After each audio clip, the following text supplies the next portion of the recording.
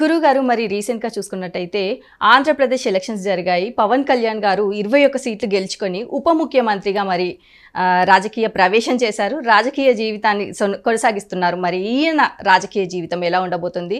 Numerology ప్రకారంగా చూసుకున్నట్టయితే రాజకీయం ఫ్యూచర్లో ఆయన మరి ముఖ్యమంత్రి అయ్యే అవకాశం ఉంది అనేసి అంటారా? తప్పకుండా అమ్మా. పవన్ కళ్యాణ్ గారి రాజకీయ జీవితం ఎలా ఉండబోతుంది అంటే ఒకటే మాట, బ్రహ్మాండంగా ఉండబోతోంది అని చెప్పుకోవచ్చు. ఎందుకంటే ఆయన జాతకం ప్రకారము ఆయనకు ఆ యోగాలు ఉన్నాయి. 2, ఆయన పేరులో ఆ పవర్ ఉంది. ఆయన పవర్ స్టార్ అనే పేరు ఊరికే రాలేదు, ఆయన పేరులో ఆ పవర్ ఉంది. పవన్ కళ్యాణ్ అనేది ఒక వైబ్రేషన్.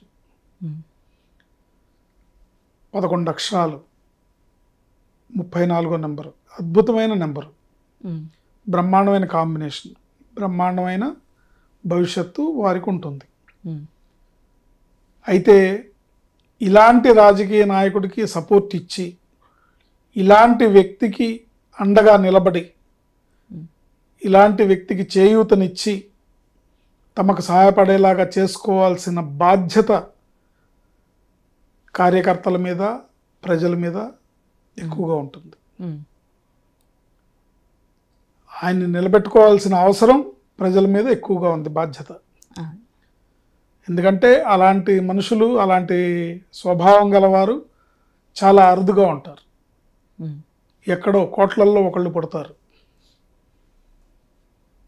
ఆయన బై బర్త్ సంపన్నుడు కాకపోయినా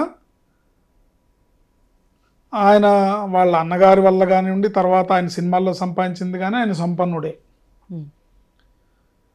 బట్ ఈ సంపదలేవి శాశ్వతం కాదు, ప్రజాసేవే పరమావధి.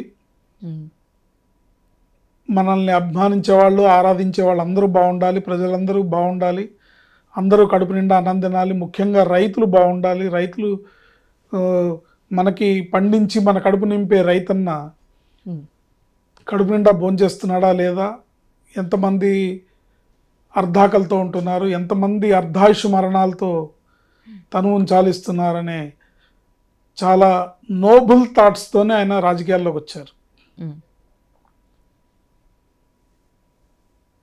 అలాంటి వ్యక్తిని కాపాడుకోవాల్సిన అవసరం ప్రజల మీద ఉంటుంది. అంత నిస్వార్థంగా, డబ్బు పైన ఆశ లేకుండా, ఎలాంటి స్వలాభాపేక్ష లేకుండా, పిల్లల కోసం చేసిన ఫిక్స్డ్ డిపాజిట్లను కూడా తీసేసి ప్రజలకి పంచి,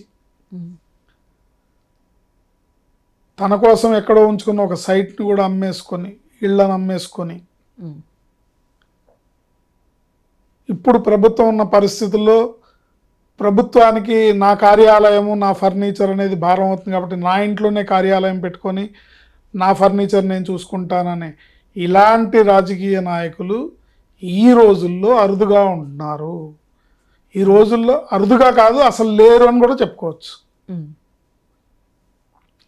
గతంలో ఉండేవారు నిస్వార్థమైన రాజకీయ నాయకులు, నిస్వార్థమైన స్వతంత్ర పోరాట యోధులు. పూర్వకాలంలో చాలామంది ఉన్నారు, బోల్డంతమంది ఉన్నారు. కానీ ఈ కాలంలో లేరు. పైగా ఒక సినిమా ప్రపంచం అనే ఫ్యాంటసీ ప్రపంచంలో అద్భుతమైన ఐశ్వర్యాన్ని అందిపుచ్చుకునేటువంటి ప్రొఫెషన్లో ఉండి వాటన్నిటిని తృణప్రాయంగా త్యజించి ఎదుటివాడి కష్టమే నా కష్టం అని తను లేని కష్టాన్ని మేదేసుకొని ప్రజల కోసం కష్టపడుతున్న ఈ రాజకీయ నాయకుడు 10 కాలాలు చల్లగా ఉండాలి. అందుకు ఆయనకి మనం ఇచ్చే నైతిక బలం, సపోర్టు చాలా ఇంపార్టెంట్. మరి ఆయన జాతక ప్రకారం చూసుకున్నట్టయితే ఫ్యూచర్లో ముఖ్యమంత్రి అయ్యే అవకాశం ఉంది అనేసి అంటారా? ముఖ్యమంత్రి అనేది ఆయన ముందు చాలా చిన్న పదవి అని నా ఉద్దేశం. ముఖ్యమంత్రి కన్నా పవర్ఫుల్ జనసేనాని అనేది పవర్ఫుల్. ప్రజల గుండెల్లో ఆయన స్థానం చాలా పవర్ఫుల్. అంతకన్నా పెద్ద పెద్ద పదవుల్ని, ఇంతకన్నా పెద్ద పెద్ద అధికారాన్ని ఆయన చవి చూస్తారు. దేశ రాజకీయంలోనే ఆయన ప్రముఖమైన పాత్ర వహిస్తారు. ఎందుకంటే మోడీ గారి గుండెల్లో ఉన్నారు ఆయన. ఎందుకంటే ఇలాంటి రాజకీయ నాయకుల్ని దేశానికి అవసరం.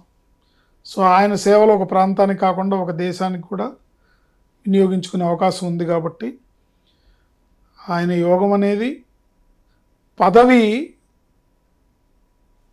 ఆయనకి అలంకారం కాదు. ఒక పదవి వస్తే ఆ పదవికే ఆయన అలంకారం. ఎవరైనా ముఖ్యమంత్రి అవ్వచ్చేమో, కానీ ఒక పవర్ స్టార్ అవ్వలేరు, ఒక జనసేనాని అవ్వలేరు. ముఖ్యమంత్రి ఎవరైనా అవ్వచ్చు, ధనబలం జనబలం ఉంటే ఎవరైనా ముఖ్యమంత్రి అవ్వచ్చు. కానీ ఒక పవన్ కళ్యాణ్గా మటుకు ఇంకో వ్యక్తి రాలేరు, అది ఆయనకే సాధ్యం. కాబట్టి ముఖ్యమంత్రి అనేది చాలా చిన్న విషయం ఆయన జీవితంలో.